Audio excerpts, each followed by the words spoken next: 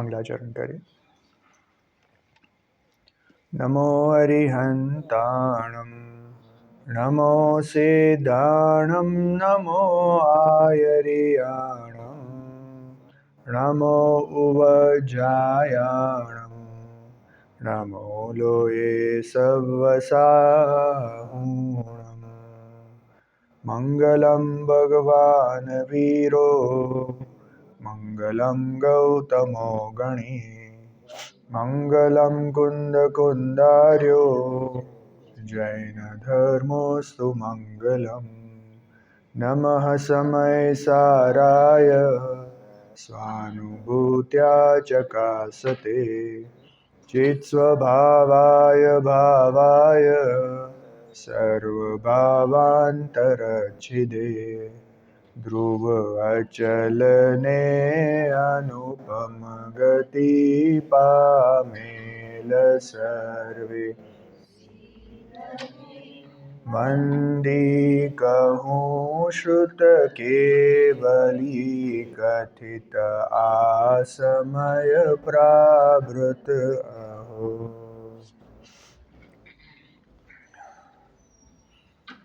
ભગવાન શ્રી કુનકુંદાચાર્ય દેવ દ્વારા રચિત શ્રી સમયસારજી પરમાગમ એમાં આપણે પૂજ્ય ગુરુદેવ શ્રીનો 41મા કળશ પર પ્રવચન સાંભળ્યું.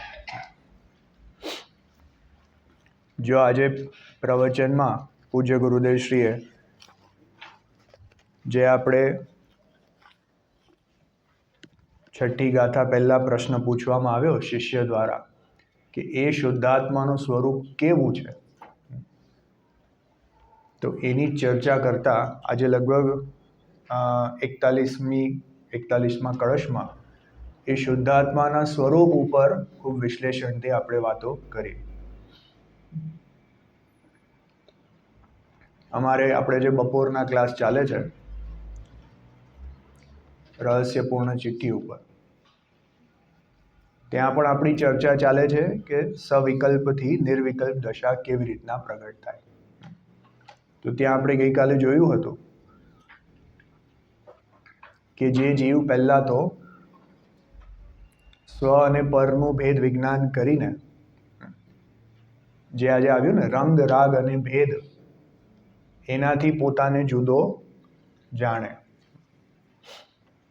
પછી જેવું પોતાનું સ્વરૂપ છે એનો જ વિચાર કર્યા કરે. ત્યાં આપણે ગઈકાલે પ્રશ્ન ઊભો કર્યો હતો કે ત્યાં વિચાર શું કરવો? પોતાનું સ્વરૂપ છે એનો વિચાર કરે. ત્યાં એવું કીધું પંડિત ટોડરમલજીએ. તો ત્યાં વિચાર શું કરવો કે જો આત્મા કેવો છે, તો આત્મા દ્રવ્ય પર્યાયાત્મક વસ્તુ છે. એની ચર્ચા આપણે થોડા દિવસ સુધી કરીએ છીએ ને. જેવું ગઈકાલે વાત થઈ હતી એ દ્રવ્ય પર્યાયાત્મક વસ્તુમાં પણ જે ત્રિકાળી ધ્રુવ સત્તા જે છે એ તો શુદ્ધ આત્મા છે, અને જે પર્યાય સ્વરૂપ બદલતો અંશ છે એ જીવની જ દશા છે. પણ તો પણ બદલતી અવસ્થા હોવાથી એને પૂતગલ જનિત કહીને જીવમાંથી કાઢી નાખવામાં આવે છે. તો હવે જે બાકીનો જીવ બચ્યો, જે બાકીનો શુદ્ધાત્મા બચ્યો, એ શુદ્ધાત્મા કેવો છે? તો જે અહીંયા શિષ્ય પ્રશ્ન પૂછે છે એનું જ સમજો કે એ રહસ્યપૂર્ણ ચિઠ્ઠીમાં આપણે વિચાર કરવાનો છે. ખ્યાલ આવ્યો ને? જો અહીંયા 41મો કળશ શરૂ કર્યો એની પહેલા પણ શિષ્યએ પ્રશ્ન પૂછ્યો. આપણે જો ગઈકાલે તમે ધ્યાન આપ્યું હોય તો આપણે થોડું સ્કીપ થઈ ગયું. કોઈ ધ્યાન આપ્યું? આપણે થોડું સ્કીપ થઈ ગયું. શું સ્કીપ થઈ ગયું? આપણે ગઈકાલે જો 68મી ગાથાની ટીકા વાંચતા હતા, એના પછી ભાવાર્થ અને નીચેનો પ્રશ્ન સ્કીપ થઈ ગયો. કેમ કે 18મી વખતમાં એ પ્રવચન જે છે એ રેકોર્ડ થયું નથી, તો એ પ્રવચનમાં ગેપ છે. તો આપણે 19મી વખતનું એ પ્રવચન મૂક્યું. તો જો ત્યાં શું કહે છે, આપણે ઉપર જે વાત કરી કે રાગ દ્વેષ મોહ ગુણસ્થાન માર્ગણા સ્થાન અધ્યવસાય સ્થાન, અધ્યાત્મ સ્થાન, એ બધા જીવ નથી. એ કેવી રીતના સિદ્ધ થાય છે? કે યુક્તિથી સિદ્ધ થાય છે, આગમથી સિદ્ધ થાય છે અને જ્ઞાનીઓના અનુભવથી સિદ્ધ થાય છે. તો ત્યાં શિષ્યએ પ્રશ્ન પૂછ્યો કે જો એ ચેતન નથી તો આ બધા કોણ છે? શું પૂતગલ છે કે જીવના જ છે કે અન્ય કંઈ છે? કોઈ ત્રીજી જ એન્ટિટી છે? તો જો ઉત્તર શું આપ્યો કે એ બધા છે તો જીવના જ. અહીંયા લખ્યું નથી પણ બ્રેકેટમાં સમજો કે છે તો જીવમાં જ, પણ પૂતગલ કર્મપૂર્વક થતા હોવાથી તેઓ નિશ્ચયથી પૂતગલના જ છે. જો કેટલું દ્રઢતાપૂર્વક કહે છે, જે ઓલા એસર્ટિવ શબ્દો હોય ને, તો નિશ્ચયથી અને કે નિશ્ચયથી પૂતગલના જ છે. એટલે કેટલું જોરથી કહે છે કે આ બધા ભાવો કોના છે? એ પૂતગલના છે. કેમ કે જેવું કારણ હોય તેવું કાર્ય થાય.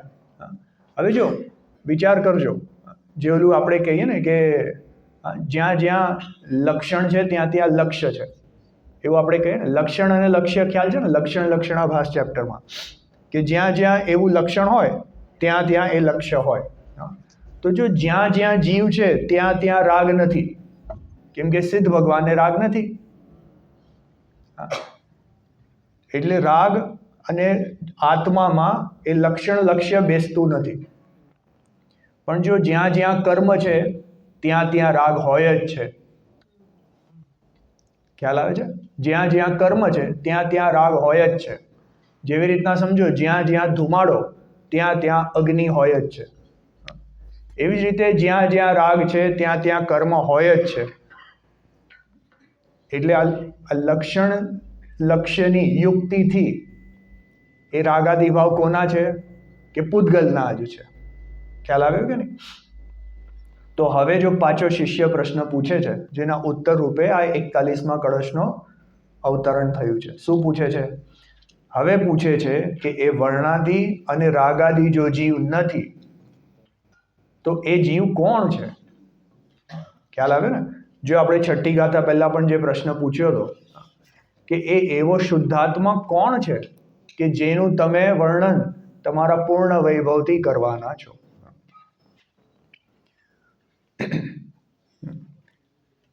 જે આપણે રહસ્યપૂર્ણમાં ચિઠ્ઠીમાં જોયું કે જે એવો શુદ્ધાત્મા છે કે જેના આશ્રય જીવને સમ્યક દર્શન થાય છે. તો હવે એનો જ વિચાર કરો. તો એનો વિચાર કરવા માટે પહેલા એના સ્વરૂપનો તો ખ્યાલ હોવો જોઈએ ને. એટલે જો આપણે બધી વસ્તુને એક સાથે વણું છું, જે આપણે રાતના વિશુદ્ધિ લબ્ધિની પણ વાત કરી, તો ત્યાં આપણે જોયું કે વિશુદ્ધિ લબ્ધિ ક્યારે કહેવાય? કે જ્યારે જીવ એ પોતાના આત્મ સ્વરૂપનો વિચાર, તત્વ વિચાર કરવા માટે તૈયાર થાય છે, અથવા એને તત્વ વિચાર કરવા માટે એ મંદ કશાયથી તૈયાર થાય છે. એટલે જો બધેથી આખું જીનાગમ છે ને, એ જીનાગમનો સાર ક્યાં આવીને મળે છે? કે બધેથી સાર ત્યાં આવીને મળે છે કે આ આત્મા, જે ત્રિકાળી આત્મા છે, એ શુદ્ધાત્મા કેવો છે એનું ચિંતન મનન કરવું એ ખરેખર સમ્યક દર્શનનું કારણ છે. જો એક વિચાર કરજો, થોડીક સાઈડ ટ્રેક વાત લઉં છું પણ વિચાર કરજો. આજે આપણે દુનિયામાં છે ને ઘણા વિદ્વાનો તમને આમ જોવા મળશે. જેવી રીતના ઓલા સદગુરુ છે ને, ખ્યાલ આવે છે? એ સદગુરુના તમે લેક્ચર આદિ સાંભળો ને, તો એ શું કે ભાઈ દુનિયામાં જો આટલી પોવર્ટી છે, આટલી પાણીમાં તકલીફ છે, પ્રદૂષણ છે, આદિ આદિ છે, તો મનુષ્યએ આમ બિહેવ કરવું જોઈએ જેનાથી આખો સંસાર બરાબર રીતે ચાલી શકે. પછી જો આપણે ઓશોને સાંભળીએ તો એ ઓશો શું કે જીવનો સ્વભાવ છે ઈચ્છા આદિ એને થયા કરે છે, તો તમે ઈચ્છાની પૂર્તિ કરો એટલે જીવ સુખી થઈ જાય. પછી તમે બીજા લઈ લો, કંઈક કંઈક છે આમ તો સાઈ બાબા આદિ છે, તો એ શું કહે છે કે ભાઈ આ પ્રાણી પશુ પક્ષીઓ આદિ છે ને, અથવા કોઈ પણ દુનિયાનું જે જીવ છે ને, કોઈને તકલીફ ના પહોંચાડો, બધાને સારું કરો, જો સારી વાત છે, બધા શુભ ભાવની રીતે સારી વાત છે. હવે આપણે આ દરવાજામાંથી અંદર આવીએ અને અહીંયા બેઠા હોય, ગુરુદેવશ્રીનું પ્રવચન ચાલતું હોય, જો ગુરુદેવશ્રી દુનિયા વિશે કંઈ વાત જ નથી કરતા, ગુરુદેવશ્રી પાણી, પ્રદૂષણ, પશુ પક્ષી કોઈની કાંઈ વાત જ નથી કરતા. વાત કોની કરે છે? કંઈક તો કંઈક દ્રવ્ય ગુણ પર્યાય કહે છે, ખ્યાલ આવે છે ને? કોઈક તો આવી દ્રવ્ય ગુણ પર્યાય જેવી વાત કરે છે, જેવા શબ્દો અમે બહાર નથી સાંભળ્યા. બોલો, શુદ્ધાત્મા, ભગવાન આત્મા, શું કહે છે કંઈ સમજાતું નથી. ખ્યાલ આવે છે ને? કહેવાનો મતલબ શું છે મારે, કે જો સંસારમાં જે બધી વાતો ચાલુ છે ને, એ બધી વાતો અહીંયા આ સ્વાધ્યાય મંદિરમાં આવીને બંધ થઈ જાય છે. અને સ્વાધ્યાય મંદિરમાં વાતો શેની ચાલે છે? હવે ફક્ત આત્મ સ્વરૂપની વાત ચાલે છે. હવે આત્મ સ્વરૂપનો એની વાતો, એનું વિચાર, ચિંતન, મનન કરતા જીવને કોઈના પ્રત્યે રાગ દ્વેષ ભાવ ઉત્પન્ન જ નથી થતા. ખ્યાલ આવે છે ને? હા, જેવી રીતના એમ સમજો, આપણે મીઠાઈ ખાઈએ તો કેવો સ્વાદ આવે? મીઠો સ્વાદ આવે. પછી સમજો કંઈક તીખું શાક કે કંઈ ખાઈએ, મરચું ખાઈએ તો કેવો સ્વાદ આવે? તીખો આવે. પછી કંઈક ઓરેન્જીસ કે કંઈ લીંબુ ખાટું ખાઈએ તો કેવો સ્વાદ આવે? ખાટો આવે. હવે આવોકાડો ખાઈએ તો કેવો સ્વાદ આવે? એક રીતે વિચાર કરીએ તો કંઈ સ્વાદ ન આવે. ખ્યાલ આવે છે ને? હા. એવી જ રીતે જો તમે કોઈનું ભલું કરવાના વિચાર કરો તો તમને પુણ્ય ભાવ થાય. કોઈનું બુરું કરવાના વિચાર કરો તો તમને પાપ ભાવ થાય. અને તમે આત્માનો વિચાર કરો તો ન પુણ્ય થાય ન પાપ થાય. આ વસ્તુ જ કંઈક એવી વિલક્ષણ છે, કંઈ અલગ જ છે, જેની ચર્ચા દુનિયામાં ક્યાંય થતી નથી. અને એ એવી વસ્તુ છે કે જેની સામે જોતા જીવને કોઈક રાગાદી ભાવ થતા જ નથી. ખ્યાલ આવે છે ને? જો અહીંયા પ્રશ્ન જે પૂછ્યો ને કે હવે એવી કઈ વસ્તુ છે કે જેમાં વર્ણાદિ અને રાગાદિ છે જ નહીં. જેવી રીતના આપણે જે ઓલું રહસ્યપૂર્ણ ચિઠ્ઠીમાં જોઈએ છે કે આપણે હવે આત્મામાં લીન થવું છે, શુભાશુભ ભાવ રહિત આત્મામાં લીન થવું છે. આત્મામાં લીન નહીં, એમ સમજો, ફરીથી બીજી રીતે લઉં છું. આપણે શુભાશુભ ભાવ રહિત વિતરાગ ભાવમાં જવું છે. વિતરાગ ભાવ એટલે શું? કે રાગ બી ન થવો, દ્વેષ બી ન થવો. એક રીતે શૂન્યતા જેવું, રાગાદી ભાવની શૂન્યતા, સમતા ભાવ રહેવા. તો શું કરવું? કે આત્મામાં લીન થવું. ખ્યાલ આવે છે ને? એટલે જો બધેથી મારે કહેવું શું છે કે આ આત્મા એક એવો પદાર્થ છે કે જેનો વિચાર, ચિંતન, મનન કરતા જીવને એકે પ્રકારના કશાય ભાવો ઉત્પન્ન જ નથી થતા. જીવને એકે પ્રકારના કશાય ભાવ ઉત્પન્ન નથી થતા. તો બોલો, આપણે જે પણ પ્રકારની સંસારમાં આપણે એકબીજા સાથે રાગાદીનું જોડાણ હોય છે, અથવા સમજો ઇવન દ્વેષ ભાવનો વિરોધ હોય છે, અહીંયા આવતા જે આત્માનું ચિંતન કરીએ છીએ તો બધું ઝીરો થઈ જાય છે. આપણે બહાર છે ને ઓલું આર્ટ ઓફ લિવિંગ અને પોઝિટિવ થિંકિંગ ને આવી બધી વાતો કરીએ, પણ આત્માનો વિચાર કરતા છે ને આ બધું પોઝિટિવ પોઝિટિવ જ છે. આમાં કાંઈ હવે નેગેટિવિટી છે જ નહીં ને ક્યાંય. ખ્યાલ આવ્યો કે નહીં? એટલે જો કહેવું શું છે કે આ સૌથી ઉત્કૃષ્ટ ભાવો કાંઈ હોય ને તો આ આત્માનું ચિંતન છે. આપણે ગઈકાલે બી એક વાત કરતા હતા, મેં એક પોઈન્ટ છેડ્યો હતો કે સમજો આપણે કોઈ ગરીબોને મદદ કરીએ અને સામે શાસ્ત્ર છપાવીએ તો કયું પુણ્ય ઊંચું? ખ્યાલ આવે? મેં એ પ્રશ્ન પૂછ્યો હતો. હવે એમાં જ હું કહું છું ફરી આગળ, આપણે શાસ્ત્ર છપાવીએ અને એટલો જ આપણો ઉપયોગ આત્માના ચિંતનમાં લગાવીએ તો કયું પુણ્ય ઊંચું? જો એ આત્મચિંતન એવી નિર્દોષ વસ્તુ છે, એ એટલી નિર્દોષ વસ્તુ છે કે એનું ચિંતન કરતા અનુભવ બી ન થાય ને તો બી એટલું ઊંચું પુણ્ય બંધાય છે કે એના ફળમાં બાકીના બધા પુણ્યના ફળ મળી જ જાય છે. હવે બોલો, આત્મચિંતન કરતા આપણને કોણ રોકે છે? આપણે એક બંધ ઓરડામાં બેઠા, હું છે ને ખાસ રોજ સાંજના આવું ને અહીંયા તો ઉપર સિમંદર ભગવાનના દર્શન કરવા જાઉં. સાંજનો સમય છે, ઉપર કોઈ ના હોય, ઓલો ઓરડો બંધ હોય, દરવાજો બંધ હોય અને આપણા પ્રતિમા નથી, એ તો જીવંત ભગવાન છે ને. તો બોલો, ત્યાં કોઈક જીવ, કોઈક પુરુષ, કોઈક મનુષ્ય બંધ ઓરડામાં અંધારામાં એકલા બેસીને ધ્યાન કરે છે. ખ્યાલ આવે છે કે? વિચાર કરો, એ બંધ ઓરડામાં બેસીને ધ્યાન કરે છે અને એ અનંત સુખમાં છે, અને આપણે સંસારના બધા જ પદાર્થોને ભેગા કરીને પણ દુઃખી છે. બોલો, એટલે વાસ્તવિક સુખ ક્યાં રહેલું છે આપણને ખ્યાલ આવે છે કે નહીં? ગઈકાલે જ હું દક્ષાબેનને વંચાવતો હતો. અમને છે ને એક અમારા પાર્લામાં એક હર્ષાબેન છે, હર્ષાબેન ટીમ્બડિયા, કદાચ ઘણા લોકો ઓળખતા હશે. એ છે ને રોજ એક મેસેજ લખીને મોકલાવે. તો બહુ સરસ મેસેજ હતો ગઈકાલનો. એને ઓલું હરણ હોય ને, જેને કસ્તુરી હોય, એની ડ્યુટીમાં કસ્તુરી હોય, એ હરણ એક કસ્તુરીની સુગંધ એને આવે ને તો આખા જંગલમાં ગોતે કે ક્યાંથી સુગંધ આવે છે, પણ આવે છે એના પોતામાંથી જ. એવી જ રીતે એ ચૈતન્ય ભગવાન આત્મા એ રહેલો છે અહીંયા જ, અને આપણે સુખ ક્યાં ગોતીએ છીએ? કે બહાર આખા સંસારમાં આપણે સુખ ગોતીએ છીએ.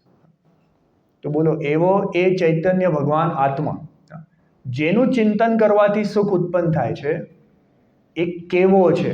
એ પ્રશ્ન આપણે એની ચર્ચા અહીંયા કરીએ છીએ. આટલી મેં ભૂમિકા બાંધી, સમજાય છે ને? જો એક વિચાર કરજો, આપણે ઘણીવાર છે ને ધર્મના નામે આપણે ઘણા બધા કરસરી વસ્તુઓની વાતો કરીએ છીએ. જેવી રીતના સમજો કે કરસરી વસ્તુ એટલે શું? કે જો આત્મામાં આવા રાગાદી ભાવો થાય છે, આત્મા રાગાદી ભાવોને દૂર કરે તો એને આવા ગુણસ્થાનો પ્રગટ થાય છે. આત્મા આવા માર્ગના સ્થાનોમાં જોવામાં આવે છે. આત્મા આવા એને સમ્યક્ત્વ થઈ જાય, આવા એને ચારિત્ર ભાવ પ્રગટ થાય છે, આદિ આદિ.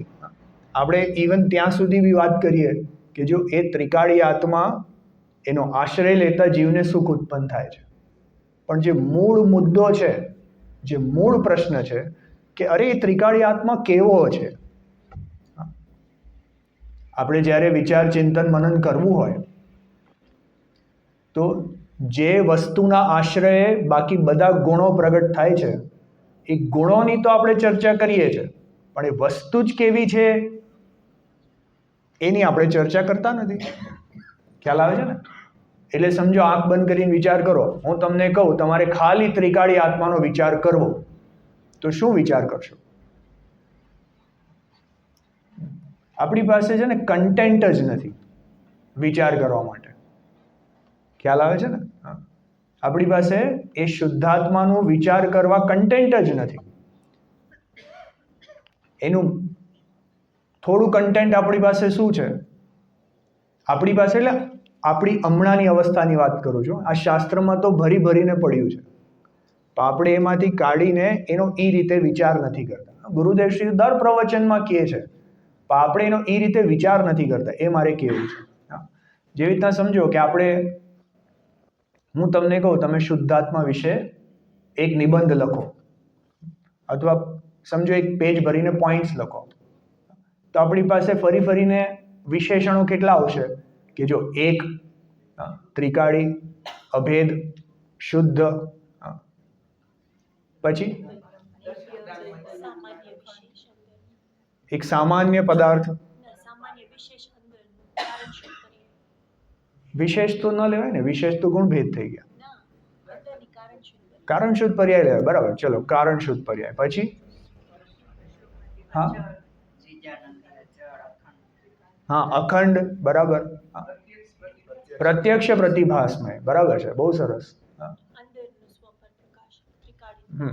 એટલે જો મારે કેવું શું છે કે આપણે આંગળીના ટેરવા ઉપર ગણીએ એટલી જ વાતો આપણને ખબર છે. હવે એ જ વસ્તુ ઉપર સમજો આપણે સામાયિક કોને કહેવાય, ખ્યાલ છે ને? સામાયિક 48 મિનિટ સુધી તમે એક સ્થાન પર બેસીને બધા જ વિકલ્પોથી છૂટીને, એટલે બુદ્ધિપૂર્વક બધા જ પ્રકારના પ્રપંચોને છોડીને પોતાના આત્માના ચિંતન મનન વિચારમાં મગ્ન થાવ, અને એ વિચારમાં ને વિચારમાં જીવને આત્માનો અનુભવ થઈ જાય, તો 48 મિનિટ તમારે બેસીને ધ્યાન કરવાનું છે, એનો વિચાર કરવાનો છે, તો એટલું કન્ટેન્ટ તો જોશે કે નહીં? ખ્યાલ આવ્યો ને? એટલે જો I would like to encourage બધાને જ કે તમે એ આત્મ સ્વભાવ, એ ત્રિકાળી સ્વભાવ કેવો છે એને સમજવાની, એને જાણવાની, એનો જ વિચાર ચિંતન મનન કરવાનો પ્રયાસ કરો. સંબર અધિકાર છે ને સમયસારજીમાં, એમાં જેમ જો મેં 1-2 દિવસ પહેલા બી કીધું હતું અહીંયા કે શરૂઆત તો કરી ભેદ વિજ્ઞાનથી. તો ભેદ વિજ્ઞાન એટલે કોનું? કે એક બાજુ સ્વ અને એક બાજુ પર. પરમાં કોને નાખવું? તો ત્યાં વર્ણાદિ, રાગાદિ બધું જ. એટલે બધા પર પદાર્થ, અન્ય આત્માઓ, આ શરીરાદિ પર પદાર્થો અને જીવના રાગાદિ આદિ ભાવો બધું. તો આ બાજુ ખાલી ત્રિકાળી શુદ્ધ આત્મા, બાકી બધું પરમાં. પછી ત્યાં એમ કે એકવાર નિર્ણય થઈ ગયો ને, હવે પરનો ક્યાં સુધી વિચાર કરશો? એને મૂકી દો. હવે બસ સ્વનો જ વિચાર કરો. સ્વના જ વિચારને ભેદ વિજ્ઞાન કીધું છે. આપણને શું લાગે? ભેદ વિજ્ઞાન એટલે બે વસ્તુ તો હોવી જોઈએ ને, એક સ્વ ને એક પર. તો પછી ત્યાં એમ કીધું કે હવે પરને ગૌણ કરી દો, હવે ખાલી સ્વનો જ વિચાર કરવો ભેદ વિજ્ઞાન છે. અને પછી ઓલું કળશનું અવતરણ થયું છે, જે ઓલું કળશ છે ને, ભેદ વિજ્ઞાન અતઃ સિદ્ધા સિદ્ધા એ કિલ કેચન. એટલે અત્યાર સુધી જેટલા સિદ્ધ થયા છે ભેદ વિજ્ઞાનથી થયા છે. એ કયું ભેદ વિજ્ઞાન? આ બેના વિચાર કરવા રૂપ નહીં, પેલા શુદ્ધાત્માના જ વિચાર કરવા રૂપ ભેદ વિજ્ઞાન, એને કહ્યું એ સિદ્ધ દશાનું કારણ છે. ખ્યાલ આવ્યો ને? એટલે જો બધેથી વાત ફરીને ક્યાં આવે છે કે એ શુદ્ધાત્માના તમે વિચાર ચિંતન મનનમાં મગ્ન થાઓ. ખ્યાલ આવે છે ને? જો જીવને છે ને વિચાર દર સમયે ચાલુ છે, જીવનું જ્ઞાન વિચાર તો દર સમયે એના ચાલુ છે. હવે એ વિચારને ક્યાં લગાવવા એ આપણો પુરુષાર્થ છે, એ આપણા હાથની વાત છે. આપણે એને સમજો સાવ સ્થૂળ વાત કે લૌકિક જે બધા ન્યૂઝ ચાલી રહ્યા છે એમાં બી આપણે બુદ્ધિ લગાવી શકીએ, પણ એ બધું પાપ ભાવમાં ચાલ્યું જાય છે. તો તમે પુણ્ય ભાવમાં આવો. હવે આપણે બુદ્ધિને સ્થૂળ પુણ્ય ભાવમાં બી લગાવી શકીએ, દયા દાન ભક્તિ પૂજા આદિમાં, પણ એનાથી કાંઈ લાભ થતો નથી, કેમ કે છેવટે તો એ સંસાર પરિભ્રમણનું કારણ છે. તો હવે એ બુદ્ધિને એનાથી હજી તમે સૂક્ષ્મ લઈ જાઓ અને આત્મ સ્વરૂપના ચિંતન મનનમાં લગાવો, તો એનાથી ખરેખરો લાભ થાય છે. એટલે હવે આજે છે ને તમે ઘરે જઈને એનાલાઇઝ કરજો કે આપણા આખા દિવસના વિચારોમાં આપણા ડિસ્ટ્રીબ્યુશન કઈ રીતે થાય છે, આપણા વિચારો ક્યાં ક્યાં જાય છે, અને આપણે ક્યાં જવું છે અને આપણા વિચારો ક્યાં છે. આપણા રોલ મોડલ તો મુનિરાજો છે. ખ્યાલ આવ્યો ને? મુનિરાજો શું કરે છે કે જો અડધો એટલે 1/3 સમય તો આત્મામાં લીન જ છે, જ્યારે 7મા ગુણસ્થાનમાં છે તો આત્મામાં લીન છે, અને 6ઠ્ઠાનો કાળ 7માંથી ડબલ છે, એટલે 1/3 ને 2/3, બરાબર ને? તો 2/3 ટાઈમ જ્યારે બહાર છે ત્યારે પણ એ આત્મામાં લીન થવાના પ્રયાસપૂર્વક એ શુદ્ધ આત્માનો જ વિચાર કરે છે. એટલે જે પોતાનો 100% ટાઈમ એક શુદ્ધ આત્માની પાછળ જ નાખે છે એ આપણા રોલ મોડેલ છે. ખ્યાલ આવે ને? હવે આપણા દિવસનો ટાઈમ ક્યાં જાય છે આપણે એનાલાઇઝ કરવાનું છે. ખ્યાલ આવે છે? હા, જો આના ઉપર ખૂબ વિચાર કરજો. હવે આપણે એકચ્યુઅલી આ કળશ ઉપર આવીએ છીએ કે શિષ્યએ પ્રશ્ન પૂછ્યો કે એવો એ શુદ્ધાત્મા જીવ કેવો છે જે રાગાદી અને આ વર્ણાદિથી ભિન્ન છે. તો જો એના ઉત્તર સ્વરૂપ અહીંયા આચાર્ય ભગવાન શું કહે છે. આપણે 41મો કળશ સાથે સાથે જે આપણી આ ધારા ચાલુ છે, તો જો ગઈકાલે આપણે નિશ્ચય વ્યવહારની વાત કરી હતી, તો એ આપણી 8 થી 12 ગાથાઓની ચર્ચા થઈ હતી. આજે એમાં સાથે આપણે 14-15 ગાથાઓ પણ જોડી લેશું અને સાથે 38 બી જોડી લેશું, કેમ કે બધામાં શુદ્ધાત્માની જ વાત કરી છે. ખ્યાલ આવે છે? તો જો એ શુદ્ધાત્મા કેવો છે, પહેલો છે અનાદિ અનંત છે. કેવો છે? અનાદિ અનંત છે. જો આપણે જેવી પરિભાષા એને સેટ કરી કે શુદ્ધાત્મા જ ત્રિકાળી પદાર્થ છે, આપણે એને ત્રિકાળી પદાર્થ સિદ્ધ કર્યું હતું ને, એટલે ત્રિકાળી છે એટલે અનાદિ અનંત છે, એમાં ક્યારેય કોઈ પરિવર્તન આવતું નથી. જે અનાદિ અર્થાત કોઈ કાળે ઉત્પન્ન થતું નથી અને અનંતમ અર્થાત કોઈ કાળે એનો નાશ થતો નથી. આજે આપણે અનાદિ અનંત આમ સાધારણ રીતે કહી જઈએ, હવે એનો વિચાર કરો ને તો એનાથી જ આપણને સમ્યક દર્શન થઈ શકે. 1 મિનિટ ખાલી વિચાર કરો. જો આ આત્મા એટલે કે હું અનાદિ અનંત છું, અનાદિ અનંત છું, તો હવે કોઈ રોગ આવે તો આપણને ચિંતા ખરી કે નહીં?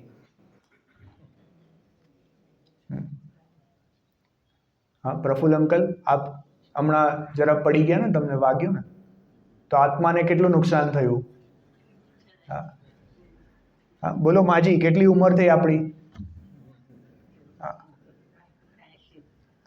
83 તો આ શરીરની થઈ, આત્માની ઉંમર કેટલી થઈ?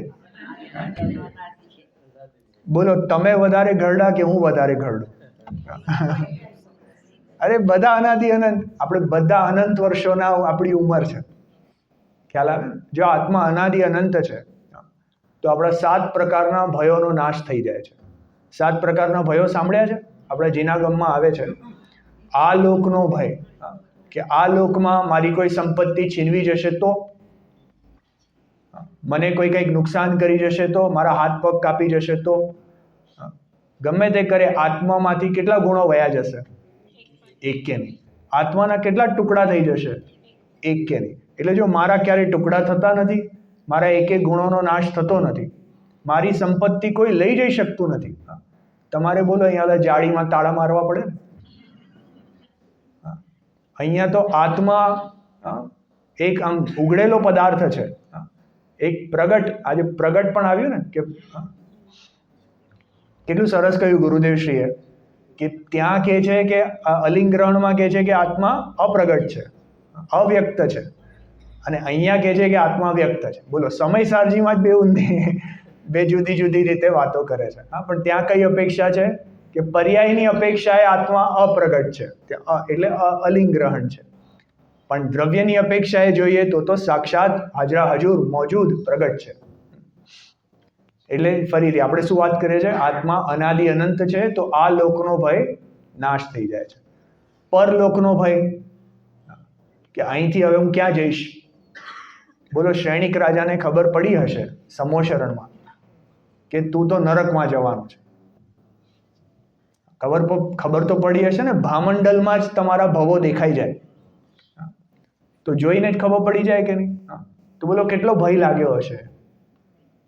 અરે શાહી સમ્યક દ્રષ્ટિ જીવ છે, ખ્યાલ આવે છે ને, એ તો પોતાને અનાદિ અનંત શુદ્ધાત્મા જ માને છે, બાકી જે ભવ આવો હોય આવવા દો. ખ્યાલ આવે છે? જો પરલોકના ભય આપણા નાશ થઈ જાય. બોલો મરણનો ભય, હું ક્યાં સુધી જીવી, આપણે આજકાલ તો છે ને ઓલું આ મેડિકલ ઇન્સ્યોરન્સનું એટલું બધું, મેડિકલ ઇન્સ્યોરન્સ, લાઈફ ઇન્સ્યોરન્સ ને, ઘણા લોકો તો ઓલા સ્પોર્ટ્સમેન ને બધા હોય ને, પોતાના દાંતના ઇન્સ્યોરન્સ ને આના ઇન્સ્યોરન્સ, આ શું માંડ્યું છે? કોઈ આત્માનું ઇન્સ્યોરન્સ કઢાવતું નથી. એને ખૂબ નુકસાન થાય આત્માનું ઇન્સ્યોરન્સ કઢાવે ને તો, કેમ કે આત્માને કાંઈ થતું જ નથી ક્યારે. એટલે બોલો મરણનો ભય નાશ થઈ જાય છે. જો મરણનો ભય નાશ થઈ જાય તો વિચાર કરો કે હવે આપણે એકવાર જીવ પોતાને અનાદિ અનંત માની લે તો બસ રહો મસ્તીથી, જે થવું હોય થાય, મને તો કંઈ થવાનું જ નથી. જો જે આવી રીતના વિચાર કરે એને નરકમાં જતા એ કોઈ ભય નથી, તિર્યંચમાં જવાનો એ ભય નથી, દેવગતિ મનુષ્ય ગતિનો ભય નથી.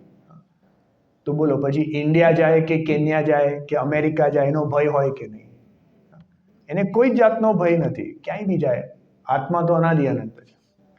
જો આવો વિચાર કરતા જ એને અંદરથી એટલી ખુમારી આવી જાય છે, આપણે જેની વાત કરીએ છીએ ને કે જે શુદ્ધાત્માનો વિચાર કરતા એ અતિન્દ્રિય આનંદ પ્રગટ થવાનો છે, તો એ શુદ્ધાત્મા પદાર્થ જ કેવો શાંતમયી પદાર્થ હશે. ખ્યાલ આવે છે ને? જે કે એને વિચાર કરતા જ પરિણામ એટલા શાંત પડી જાય છે કે હવે કોઈ જ પ્રકારની એને ઉદ્વેગ, એને એ પ્રકારની એન્ઝાયટી કંઈ રહેતું જ નથી. ક્યારે સાંભળ્યું છે આપણે મુનિરાજને ડિપ્રેશન થયું હોય? જો જેને આત્માની એટલી એમ કહે ને કે અંદરથી એટલી એને શાંતિ સમતા ભાવ છે, એને એટલી સૌમ્યતા છે મુનિરાજને, હવે બહારમાં ઓલી શિયાળની શરીર ખાતી હોય તો શું ફરક પડે છે? કેવું આવે ખબર છે?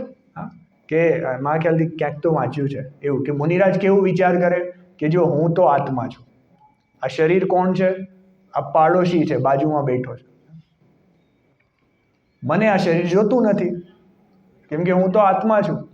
તને જોયે છે તો તું ખાઈ લે, લઈ જા, તું તો મારો પરમ મિત્ર છે. એ શિયાળ મારો પરમ મિત્ર છે, તો મારો શરીર ખાય છે ને, ભલે તું મારો પરમ મિત્ર છે.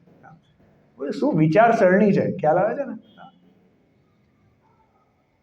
જે પોતાના આત્માનો વિચાર કરે છે તો આગળ બી છે, એ તમે જોઈ લેજો, અકસ્માતનો ભય, અગુપ્તિનો ભય, અરક્ષાનો ભય આદિ આદિ જોઈ લેજો. પણ જે પોતાના આત્માનો વિચાર કરે છે ને, હવે એને બીજા બધા આત્મા જ દેખાય છે, એને બધા શુદ્ધાત્મા જ દેખાય છે. થોડોક કલરમાં ફરક પડ્યો એનાથી શું? સ્ત્રી પુરુષમાં ફરક પડ્યો એનાથી શું? નાના મોટામાં ફરક પડ્યો એનાથી શું? દરેક આત્મા તો ત્રિકાળ એક નાયક પદાર્થ છે, અને જેવી શક્તિ મારામાં છે એવી જ શક્તિ એનામાં છે. કોઈ નાનું મોટું નથી. જો કોઈને નાનું મોટું કરો ને તો આપણને કાં તો માન કશાય ઉત્પન્ન થાય. હવે અહીંયા તો કોઈ નાનું મોટું નથી, બધા જ સમાન છે, તો કોના પ્રત્યે માન કરવું? બધા જ જીવ સિદ્ધ સમાન છે, કોના પ્રત્યે ક્રોધ કરવો? સામેવાળાને ભગવાન જોઈએ તો કોના પ્રત્યે માયાચારી કરવી? અને આત્મા જ પરિપૂર્ણ પદાર્થ છે, બોલો, ત્રિકાળી પદાર્થ છે, એમાંથી કંઈ જતું નથી, એમાં કંઈ આવવાનું નથી, એમાં કાંઈ અંદર જવાનું નથી, એમાંથી કાંઈ બહાર નીકળતું નથી. તો હવે કોનો લોભ કરવો? શું જોઈએ છે આપણે? હું પોતે પહેલેથી જ પરિપૂર્ણ છું, હવે શું જોઈએ છે? જો એક આ વિચારસરણી કરવાથી છે ને જીવ ભવથી પાર થઈ જાય છે. ખ્યાલ આવે છે ને? એના બધા જ પ્રકારના કશાય ભાવો, રાગાદી ભાવો, આ વિચાર ચિંતન આવી રીતના કરવાથી જ એ જીવને એટલી નિરાકુરતા થઈ જાય છે કે હવે એને સંસારમાં કોઈ રસ રહેતો નથી. આ વસ્તુ હજી ખાવાની રહી ગઈ, આ જગ્યા જોવાની રહી ગઈ. ખ્યાલ આવે છે ને?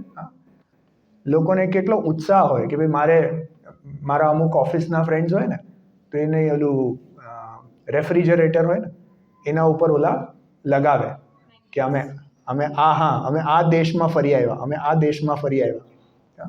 અને ઘણા લોકો તો કાઉન્ટિંગ બી કરે કે આઈ એમ એટ 68, એટલે હું 68 દેશો ફરી આવ્યો. પછી એમાં બી સ્પર્ધા લાગે કે આઈ એમ એટ 41, એટલે હજી આઈ એમ 27 બિહાઇન્ડ. મેં કીધું હું તો ભાઈ દુનિયાના કણ ફરી આવ્યો છું. ક્ષેત્ર પરાવર્તનમાં એવું કોઈ જગ્યા છોડી નથી કે જ્યાં ફરી આવ્યો ન હોય. અને જો તોય આ આત્મા એટલો લીસ્સો પદાર્થ છે કે કોઈ મેગ્નેટ ચીપકતા જ નથી. ખ્યાલ આવે છે ને? આટલી બધી જગ્યાએ ફરી આવ્યો તોય મને એકે મેગ્નેટ ચીપક્યા જ નથી. આત્મા તોય એવો જ પદાર્થ છે. જો કેટલી સુંદર વાતો છે. આપણે ગુરુદેવશ્રીના જેમણે તમે જોયા હશે, હું તો ઇમેજિન કરી શકું કે ગુરુદેવશ્રીને જેમણે જોયા હોય તો એમના મુખ કમળ પર કેવી આમ પ્રફુલ્લિતતા હશે કે નહીં? જેવો તેજ અને પ્રફુલ્લિતતા એ ક્યાંથી આવે છે? એ કાંઈ શરીરના પરમાણુનું કામ નથી. એ તો જેવી અંદરની શુદ્ધિ છે ને એ બહાર ઝલકે છે. ખ્યાલ આવે છે? તો એ શુદ્ધાત્મા કેવો છે કે અનાદિ અનંત પદાર્થ છે. જો આગળ જોઈએ, એ શુદ્ધાત્મા કેવો છે કે અચલ પદાર્થ છે. અચલ એટલે શું? કે જે અચળ છે, અર્થાત તે કદીય ચૈતન્યપણાથી અન્ય રૂપ ચળાચળ રૂપ થતું નથી. અમારે છે તત્વાર્થ સૂત્ર ચાલે છે પાર્લામાં, એમાં 5મો અધ્યાય ચાલે છે. તત્વાર્થ સૂત્રમાં 10 અધ્યાય છે અને 10 અધ્યાયમાં 7 તત્વોની વાત કરવામાં આવી છે. એમાંથી પહેલા 4 અધ્યાય જીવ તત્વ ઉપર છે, 5મો અધ્યાય અજીવ તત્વ ઉપર છે, પછી 6ઠ્ઠો આશ્રવ ઉપર, પછી 6ઠ્ઠો 7મો આશ્રવ બંધ, એવી રીતના બધું. આપણને એમ થાય કે અજીવ તત્વોમાં શું વાત કરવાની? ચલો, જીવની તો તમે વાત કરી શકો, આશ્રવની વાત કરી શકો, કેમ કે આપણે આશ્રવથી દુઃખી છે. અજીવમાં શું વાત કરે? તો પૂતગલ, ધર્મ, અધર્મ બધું સાધારણ છે. અને ત્યાં સૂત્ર બી કેવા આવ્યા છે? પહેલું જ સૂત્ર છે કે ભાઈ અસ્તિકાય કયા કયા દ્રવ્યો છે? તો પૂતગલ, ધર્મ, અધર્મ, આકાશ, અસ્તિકાયા, કે બધા અસ્તિકાય દ્રવ્યો છે. પછી જો ઇન્ટરેસ્ટિંગલી બીજું સૂત્ર શું કીધું ખબર છે? બીજું સૂત્ર ખાલી એટલું છે, દ્રવ્યાણી, કે આ બધા દ્રવ્યો છે. હવે મને એમ વિચાર આવ્યો કે આચાર્ય ભગવાનને આના માટે અલગ સૂત્ર લખવાની શું જરૂર કે આ બધા દ્રવ્યો છે? પછી ત્રીજું સૂત્ર શું છે ખબર છે? જીવાશ્ચ, જીવ પણ દ્રવ્ય છે. બોલો, મેં કીધું ગજબ. પણ જો ઊંડો વિચાર કરો ને તો ખાલી દ્રવ્ય કહેતા કેટલો મોટો ફરક પડી જાય છે. ખાલી સમજો કોઈ પણ પદાર્થ છે XYZ, તમે એને કહેવા XYZ છે ને એ દ્રવ્ય છે. દ્રવ્ય કહેતા એમ સિદ્ધ થઈ ગયું કે આ XYZ માં દ્રવ્ય ગુણ પર્યાય 3 છે. ખ્યાલ આવે ને? ખાલી દ્રવ્ય કહેતા એમ સિદ્ધ થઈ ગયું કે પૂતગલમાં ત્રિકાળી ને ક્ષણિક 2 અંશ છે. ખ્યાલ આવ્યો કે નહીં? એમાં ત્રિકાળી સત્તા બી છે અને બદલતી પર્યાય પણ છે. ખાલી દ્રવ્ય કહેતા એ સિદ્ધ થઈ ગયું કે એમાં અનંત ગુણો બી છે. ખાલી દ્રવ્ય કહેતા એ સિદ્ધ થઈ ગયું કે પૂતગલમાં સામાન્ય ગુણો બી છે અને વિશેષ ગુણો બી છે. બોલો, જે આખું વિશ્વમાં દ્રવ્યોનું એક બંધારણ છે કે દરેકે દરેક દ્રવ્યમાં અસ્તિત્વ ગુણ છે, એમાં અગુરુ લઘુત્વ ગુણ છે, એનો પ્રદેશત્વ ગુણ છે. ખાલી શબ્દ દ્રવ્ય લગાવ્યો ને તો આ કોઈ પણ પદાર્થ આ બધી સત્તાઓમાં બંધાઈ ગયો. સમજાય છે ને? ખાલી દ્રવ્ય કહેતા એ સિદ્ધ થઈ ગયું કે આ પૂતગલ બી કોઈ અન્ય દ્રવ્યનું કાંઈ કાર્ય કરી શકતો નથી. જો આપણે એ વસ્તુનો એ રીતે વિચાર કરતા નથી, જે આપણું પદાર્થનું બંધારણ છે ને, એ પદાર્થનું બંધારણ જ બહુ જોરદાર છે. એને એ રીતે સમજીએ તો આખા વિશ્વમાં એવી સુંદર વ્યવસ્થા ચાલી રહી છે. અમે છે ને એક બીજું ત્યાં કોરોલરી કરી હતી કે સમજો એક પેરેલલ યુનિવર્સ હોય. ઇમેજિન કરો કે આ યુનિવર્સ છે ને આપણું લોકાકાશ, જેમાં 6 દ્રવ્ય રહેલા છે. સમજો એક પેરેલલ યુનિવર્સ છે. એ પેરેલલ યુનિવર્સમાં આ જે શુદ્ધાત્મા ત્રિકાળી પદાર્થ છે ને, તો સમજો એ પેરેલલ યુનિવર્સમાં ત્રિકાળી પદાર્થ છે જ નહીં. આત્મા કેવો છે કે ખાલી ક્ષણિક છે. ઇમેજિન કરો તો હવે શું પ્રોબ્લેમ થઈ શકે? અને એવું આપણને આ યુનિવર્સમાં દેખવામાં આવે છે કે નહીં? શું પ્રોબ્લેમ થઈ શકે? જો ક્ષણિક જ હોય તો ટકશે જ નહીં ને. એની લાઈફ એક સમયની છે, એટલે મારી લાઈફ એક સમયની. એટલે જે સમયે હમણાં મેં જે પરિણામ કર્યા એમાં મને પાપ બંધાયા કે પુણ્ય બંધાયા, હવે ભોગવશે બીજું કોઈ. કેમ કે મારી લાઈફ તો પૂરી થઈ ગઈ અને જે હવે બીજો આત્મા આવ્યો હવે એ ભોગવશે. એવું બને? એવું તો ન બને. અને હમણાં એવું જોવામાં પણ નથી આવતું ને, કેમ કે મને જ યાદ છે ને, હું નાનો બાળક હતો અને હું હમણાં, હવે હું ઘરડો થઈશ તો બી મને યાદ રહેશે કે નહીં? તો આ જે પર્યાયો બદલાઈ રહી છે એની પાછળ હું તો કોન્સ્ટન્ટ છું કે નહીં? એનો મતલબ કે એ ટકતો અંશ છે અને ઓલું પેરેલલ યુનિવર્સ રોંગ છે. આપણે સ્કૂલમાં મેથેમેટિક્સ આવે ને, તો એમાં એક આવી, તમે યાદ હોય તો, ખબર નથી, અમારે તો હતું, હવે તમારે અહીંયા હોય કે નહીં ખબર નહીં. અમારે એવી રીતના લે કે તમારે પ્રૂવ કે x is equal to y is equal to z whatever. તો પહેલા એમ કરીએ કે લેટ્સ અઝ્યુમ કે x is not equal to y and not equal to z, અને એને કારણે શું પ્રોબ્લેમ થાય, એને કારણે શું પ્રોબ્લેમ થાય, એને કારણે શું પ્રોબ્લેમ થાય. પછી એમ છેલ્લું એમ આવે કે ભાઈ આ વસ્તુ તો અનરિયલ છે, આવું તો હોય જ ન શકે. એટલે જે પહેલા અઝમ્પશન લીધું હતું ને એ ખોટું હતું. ખ્યાલ આવે છે ને? હવે અઝ્યુમ કરો કે આત્મામાં અગુરુ લઘુ, આત્મામાં એટલે કોઈ બી પદાર્થમાં અગુરુ લઘુત્વ ગુણ જ નથી. એ પેરેલલ યુનિવર્સમાં અગુરુ લઘુત્વ ગુણનું કામ શું છે? હા, એક દ્રવ્ય બીજા દ્રવ્ય રૂપે ન થઈ શકે, એક ગુણ બીજા ગુણ રૂપે ન થઈ શકે, અને દ્રવ્યમાં રહેલા અનંત ગુણો વિખરાઈને છૂટા ન પડી શકે.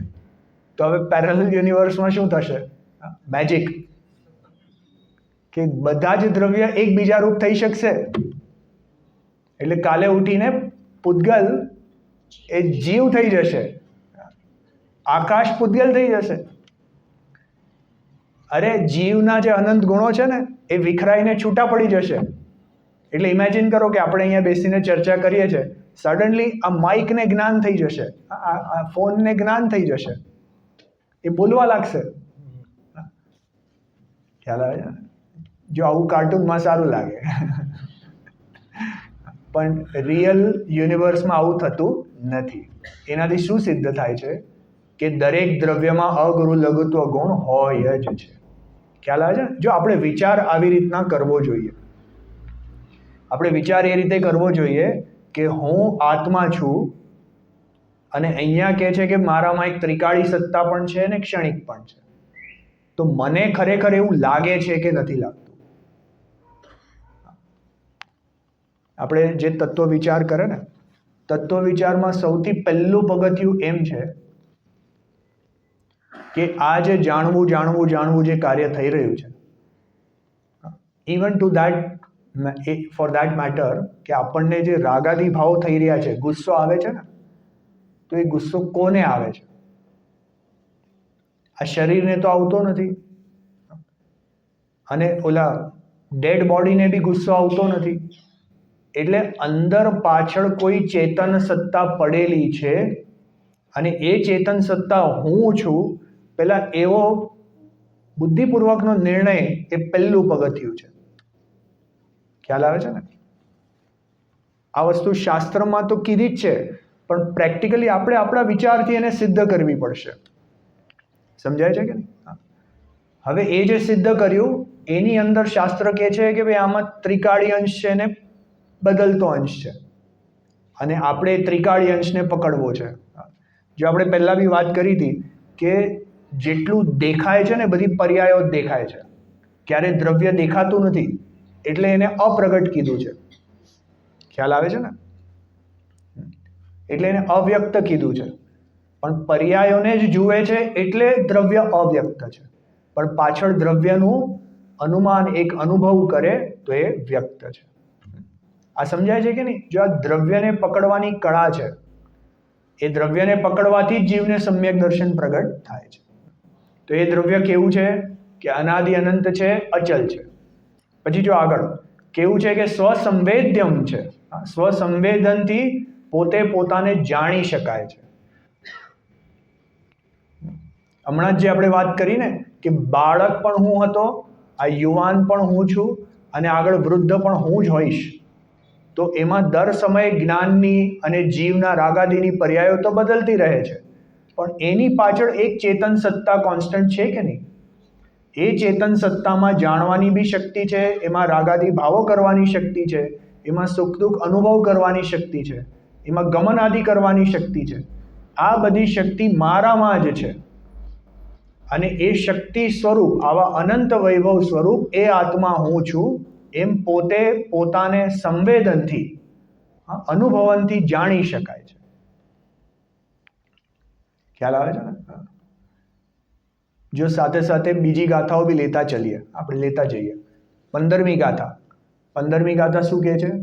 કે એ અબદ્ધ સ્પષ્ટ, અનન્ય, અવિશેષ અને ઉપલક્ષણથી નિયત અને અણસંયુક્ત એવો તે આ આત્મા, એને જે જાણે છે તે સકલ જીન શાસનને જાણે છે. ખ્યાલ આવે ને? એ ગાથા છે, મૂળ ગાથા.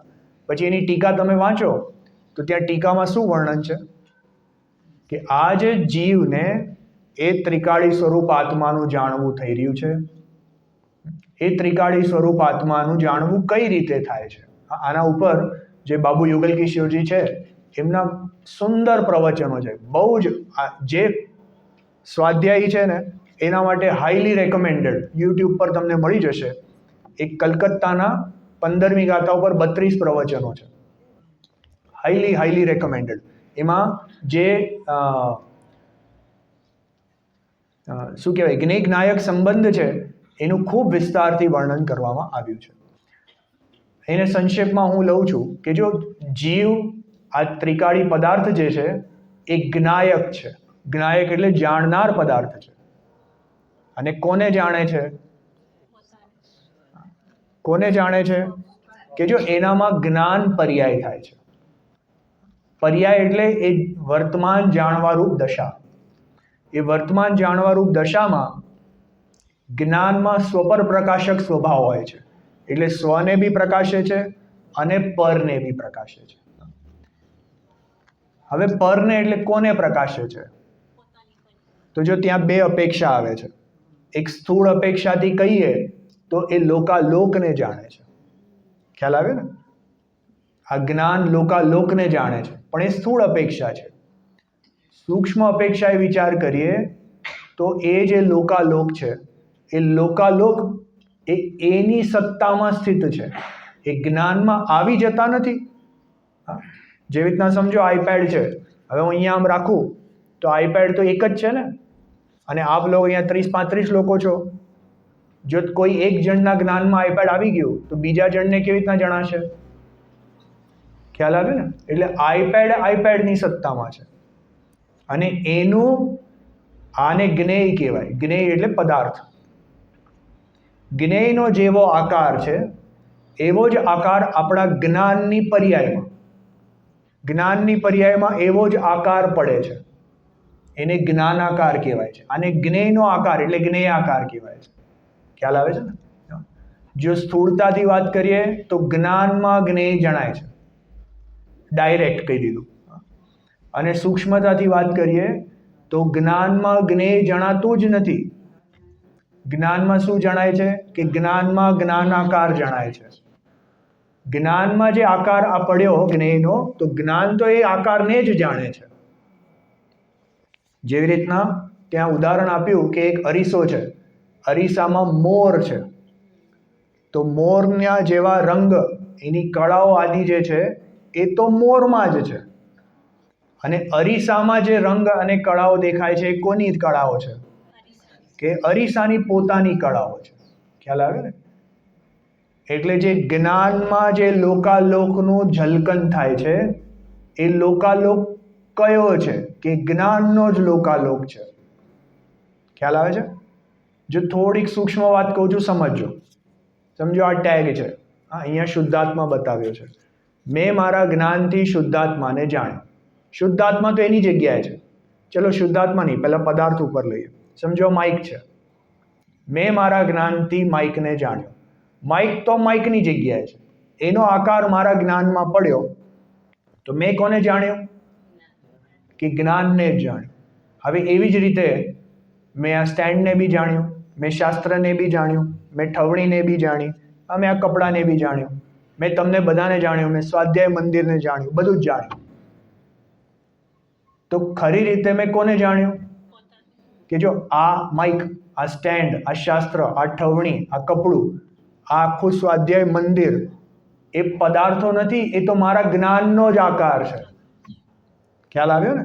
એટલે જો જે જણાય છે ને, જેટલું જેટલું જણાય છે એ બધું જ્ઞાનાકાર જ છે. સમજાય છે? સમજાય છે કે નહીં? જેટલું જેટલું જણાય છે એ બધું જ્ઞાનાકાર જ જણાય છે. અને જ્ઞાનાકાર એ ખરેખર તો મારા જ જ્ઞાનની પર્યાય છે. અને મારું જ્ઞાન શું છે? અરે એ તો જ્ઞાયકની જ અવસ્થા છે.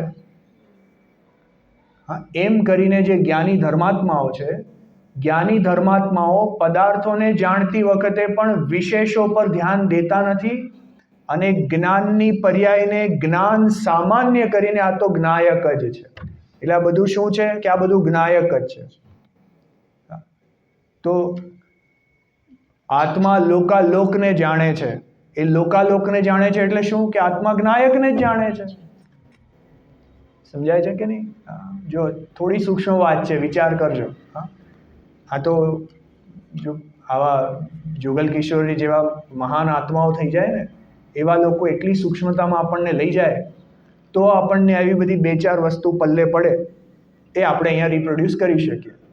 પણ જો દરેક જણે પોતપોતાની રીતે એનો વિચાર કરીને ખૂબ ઊંડાણપૂર્વક આ વસ્તુને ગ્રહણ કરવી જોઈએ. કેમ કે છેવટે તો આ આખો ધર્મ, ગુરુદેવશ્રીએ કહ્યું ને, પેલા જાપાનીએ શું કહ્યું કે ભાઈ આ તો અનુભૂતિનો ધર્મ છે. અનુભૂતિનો ધર્મ છે. તો જો આ જે ત્રિકાળી આત્મા કેવો છે કે સ્વસંવેદ્યમાન છે. પોતે પોતાથી જણાઈ શકે એવો છે. પોતે પોતાથી જણાઈ શકે એવો છે એટલે આંખ બંધ કરીને જાણે ઊંડે ઊંડે ઊંડે કંઈ ગોતવાની જરૂરત નથી. ખ્યાલ આવે છે ને? કેમ કે જો જ્ઞાયક છે એનું જ્ઞાન સર્વત્ર ફેલાયેલું છે. અને સર્વત્ર જે જ્ઞાન છે એ જ્ઞાનમાં આપણી નજર પદાર્થો ઉપર છે. ખ્યાલ આવે ને? જ્ઞાનનો સ્વપર પ્રકાશક સ્વભાવ છે. એ સ્વપર પ્રકાશકમાં આપણી નજર પર ઉપર જ છે. ત્યાં સ્વ બી છે, એને આપણે જાણતા નથી, પકડતા નથી. જો એ સ્વને પકડતા થઈએ તો આપણું જ્ઞાન સર્વત્ર છે. એટલો એનો મતલબ કે જ્ઞાયક જ જ્ઞાયક છે બધું. ખ્યાલ આવ્યો? ત્યાં જામનગરમાં એક પરેશભાઈ વાધર છે. તમે બધા જાણતા છો, તમે તો ઘણા બધા જામનગરના જ ને. તો પરેશભાઈ જ્યારે નાના હતા ને ત્યારે એમણે ગુરુદેવશ્રીને એક પ્રશ્ન પૂછ્યો. આ કથા બી બહુ ફેમસ છે. કે એમણે ગુરુદેવશ્રીને એક પ્રશ્ન પૂછ્યો કે હે ગુરુદેવ, તમે કહો છો કે આત્માને જાણો, પણ આંખ ખોલું છું તો આ બધું દેખાય છે, અને આંખ બંધ કરું છું તો અંધારું જ દેખાય છે, તો આત્માને કેવી રીતના જાણવો? તો ગુરુદેવશ્રીએ શું જવાબ આપ્યો કે એ જે અંધારું છે એ અંધારાને જાણ્યું કોણે? તો એ જે જ્ઞાન છે બસ એ જ તું આત્મા છે. ખ્યાલ આવ્યો ને? તો આપણે તો જઈએ છીએ મંદિરમાં જિનેન્દ્ર ભગવાનના દર્શન કરવા. જો કંઈક કહું છું સાંભળજો. આપણે જઈએ છીએ મંદિરમાં જિનેન્દ્ર ભગવાનના દર્શન કરવા. અને દર્શન કોના કરીએ છીએ? આ અંદર જે ભગવાન બેઠો છે ને એના જ દર્શન કરીએ છીએ. નહીં તો બોલો અંદર જઈને આંખ કેમ બંધ કરી નાખીએ છીએ? જેના દર્શન કરવા જઈએ છીએ એની સામે જઈને આંખ બંધ કરી નાખીએ છીએ. ક્યારે વિચાર કર્યો છે? જો આંખ બંધ કરવી કે ખોલવી આ તો જડનું પરિણામ છે, એમાં કાંઈ દમ નથી. પણ એ જે જ્ઞાનથી આત્મા, એ જિનેન્દ્ર ભગવાન જણાય છે, એ જ્ઞાન તો જ્ઞાયક જ છે ને. અને એ જ્ઞાન જ્ઞાયક જ છે એટલે ખરેખર એમના દર્શન એ આપણા જ દર્શન છે. પ્રવચનસાર 80મી ગાથા. જે જાણતો અરહંતને ગુણદ્રવ્યને પર્યાયપણે, તે જીવ જાણે આત્મને અને તસુ મોહ પામે. ચલો આગળ જઈએ. એ આત્મા કેવો છે? સ્વસંવેદ્યમાન તો છે જ, સાથે સ્ફુટમ. સ્ફુટમ એટલે પ્રગટ છે. બોલો આત્માને ગોતવા ક્યાં જવું? આત્માને ક્યાં ગોતવા જવું? જો જે અજ્ઞાની છે ને એને આત્મા ક્યાં ગોતવો એ ખબર નથી, એટલે ઓલા હરણની જેમ કસ્તુરીને ગોત્યા કરે છે જંગલમાં. અને જે જ્ઞાની ધર્માત્મા છે એને તો સર્વત્ર આત્મા જ આત્મા દેખાય છે. ખ્યાલ આવ્યો ને? જો મુનિરાજની ચર્યા કેવી હોય, તમે આપણે મુનિરાજનો થોડો વિચાર કરીએ ને તો બહુ ક્લિયર ખબર પડી જાય. મુનિરાજ આહાર લેવા જઈ રહ્યા છે. ઓલો અભિગ્રહ ધારણ કરીને જાય ને આહાર લેવા. તો મુનિરાજને તો નિયમ છે કે એ ઈર્યા સમિતિથી ચાલે. ઈર્યા સમિતિ એટલે કે 4 હાથ જોઈને ચાલે. તો 4 હાથ જોઈને આંખ બંધ કરીને ચાલે કે ખુલ્લી રાખીને ચાલે? ખુલ્લી હોય ને. હવે આંખ ખુલ્લી હોય તો આત્માનો અનુભવ થાય કે નહીં? જો મુનિરાજને તો એ જમીન જોતા જોતા પણ ત્યાં આત્મા જ દેખાય છે. મુનિરાજને તો આહાર લેતા લેતા બી આત્મા જ દેખાય છે. કેમ કે જો જે જીવની નજર પર પદાર્થ તરફ છે એને પર પદાર્થ જ દેખાય છે, અને જે જીવની નજર અંદર આત્મ સન્મુખ છે એને તો બધે જ આત્મા દેખાય છે. સમજાય છે કે નહીં? જો સાથે સાથે 14મી ગાથા બી લઈ લઈએ કે 14મી ગાથા શું કહે છે? એ શુદ્ધાત્મા કેવો છે? અબદ્ધ સ્પર્શ છે, અનન્ય છે, નિયત છે, અવિશેષ છે અને અણસંયુક્ત છે. જો આ થોડું જે નવા લોકો હોય ને જરાક ધ્યાન આપજો. જે પદાર્થ છે ને એ દ્રવ્ય પર્યાયાત્મક છે એવી આપણે વાત કરી ને, એટલે ત્રિકાળી બી છે અને ક્ષણિક બી છે. તો જે ત્રિકાળી દશા છે, જે ત્રિકાળી વસ્તુ છે,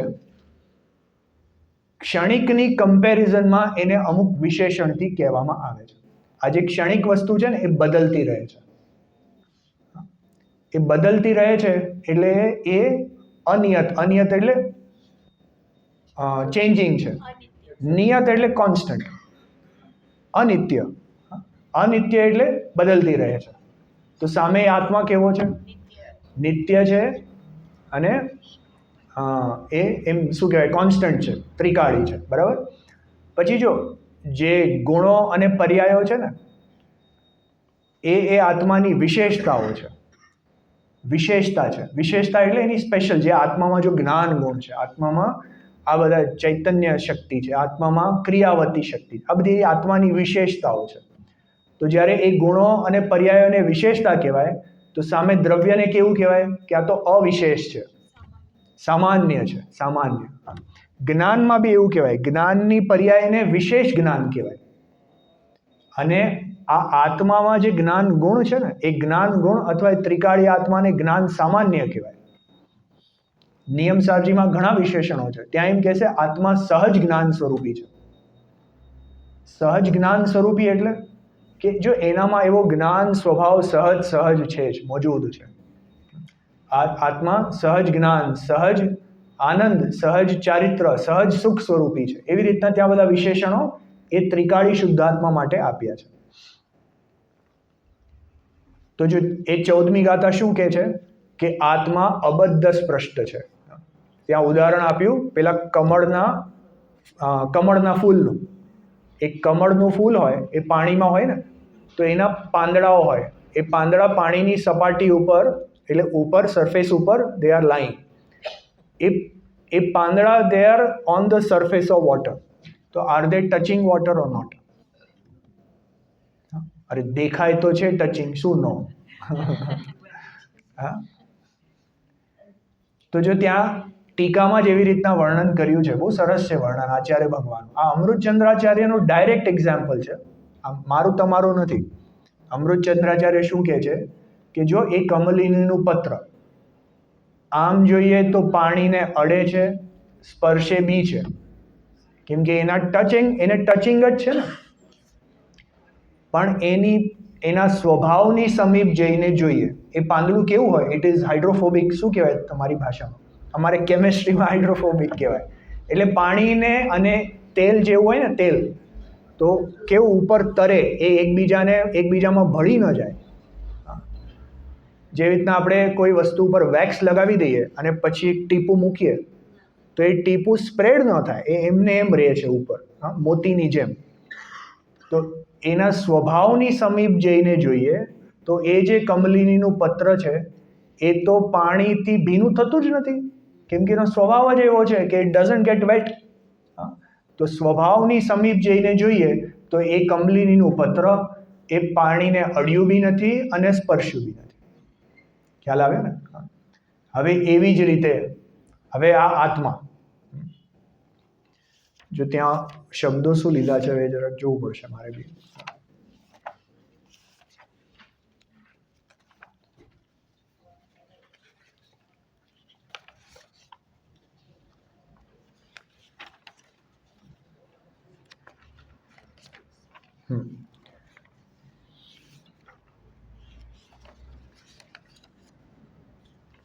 હા, જો એવી રીતના આ આત્મા, એ આત્મા અનાદિકાળથી પૂતગલ કર્મોથી, પોતાના રાગાદી ભાવોથી, એ આત્મા પૂતગલ કર્મોથી, રાગાદી ભાવોથી આમ જોવા જઈએ તો બંધાયેલો છે અને એને કારણે ચાર ગતિરૂપ સંસારમાં પરિભ્રમણ કરે છે.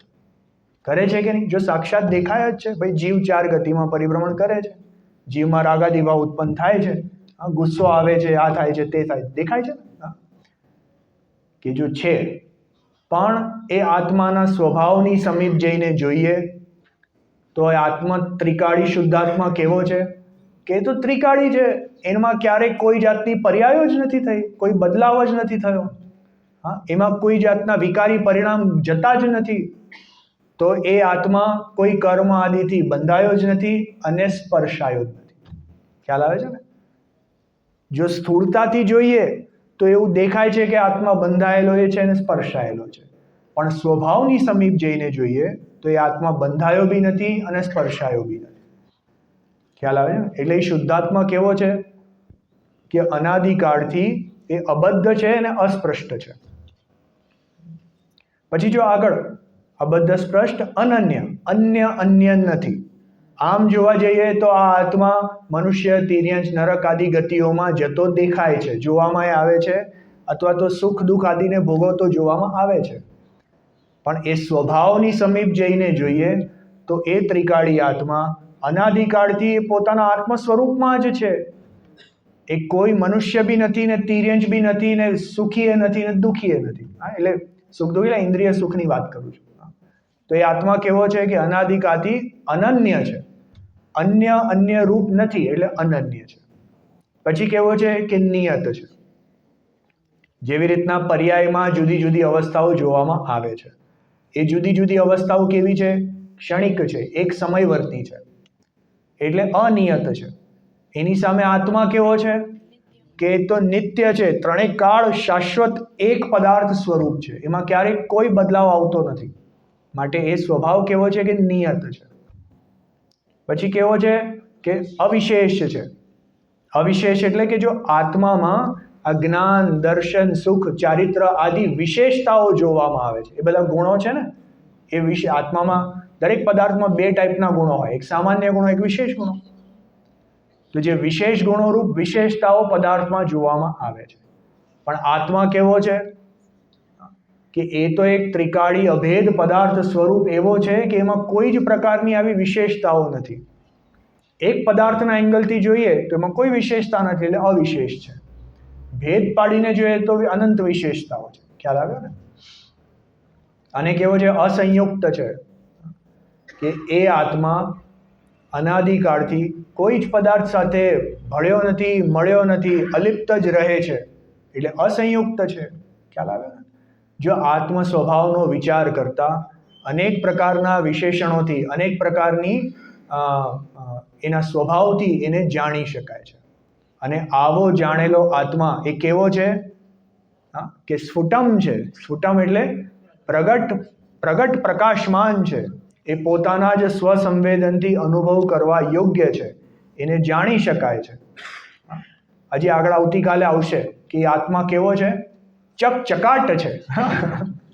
ચકચકાટ છે એટલે જાણે આમ પ્રકાશી રહ્યો, જેવી રીતના સૂર્ય કેવો આમ ચકચકાટ પ્રકાશે. કોઈ કાચ હોય ને, કાચ ઉપરથી આમ શાઇન થાય ને, તો આમ કહેવાય ને કે કાચ કેવો છે કે આમ ચકચકાટ છે. તો એ આત્મા કેવો છે? એવી રીતના એ ચકચકાટ પ્રકાશી રહ્યો છે. તો જો એવા આત્માનો આપણે બધા અંદર, જો આપણે બધાએ છે ને આમ જેવી રીતના ટ્રેઝર હન્ટ વાળા હોય ને, શું કહેવાય, ખોજી લોકો હોય ને, શું કહેવાય આપણે જે ઇંગ્લિશમાં કહેવાય, તો આપણે બધાએ ખોજી બનવું પડશે. ખજાનો અંદર જ પડેલો છે, પણ એને આપણે આપણા પરિણામોમાં, આપણા જ જ્ઞાનમાં, આપણા જ ભાવોમાં આપણે એને અંતર્મુખ લઈ જઈને એ અંદરનો જ ખજાનો આપણે ખોજીને કાઢવાનો છે. ખ્યાલ આવ્યો કે નહીં? તો જો બધા એવા સ્વરૂપનો વિચાર કરજો. આપણે આની ચર્ચા આગળ હજી કરશું. જીનવાણી સ્તુતિ. અરે આપણે ચર્ચા કરવાની પ્રશ્ન હમણાં જ કરીએ કે પહેલા જીનવાણી સ્તુતિ? પહેલા જીનવાણી સ્તુતિ. ચાલો.